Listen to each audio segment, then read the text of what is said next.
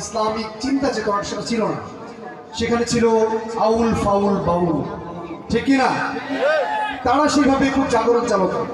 তো একটা সময় স্টেজ পারফর্ম করবে বাউল সঙ্গীতরা, তো পারফর্মের সময় দুপুরবেলা খুব ভরপেট খেয়েছে।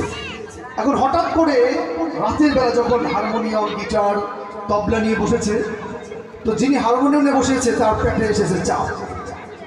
মনে মনে করে বাপ রে বাপ, যদি পাইতাম মাপ তাইলে দিতাম বাইরের দিকে ঝাঁপ। তো কিন্তু সুযোগ তো না, যেহেতু পয়সা পড়ছে। তো তিনি এখন যাবে কিভাবে, একটা পরিস্থিতি বের করতে হবে। তো তিনি হারমোনিয়াম দিয়ে শুরু করলেন।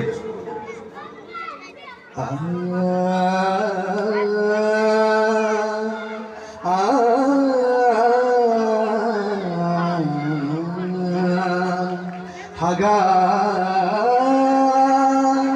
ধরেছে আমার। এখন যিনি তবলা নিয়ে আসবে, হাই হাই হাই ওস্তাদ কয় কি, এখন যদি চাই চলে যায় তাইলে তো অবস্থা খারাপ।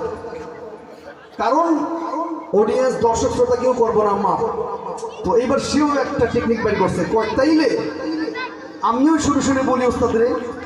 তো সেও শুরু করলো, তাকদুম তাকদুম তাক চাইপা চাইপা রাখ, তাকদুম তাকদুম তাক চাইপা চাইপা রাখ।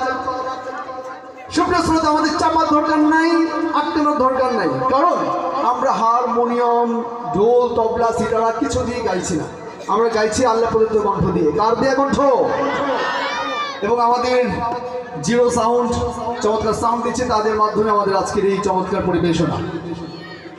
অতএব আপনাদের কাছে রিকোয়েস্ট হচ্ছে, যখনই আমাদের এখান থেকে সঙ্গীত শিল্পীরা পারফর্ম করবে তখন জোরে তাকবীর দিতে হবে এবং বলতে হবে মারহাবা। পারা যাবে ইনশাআল্লাহ।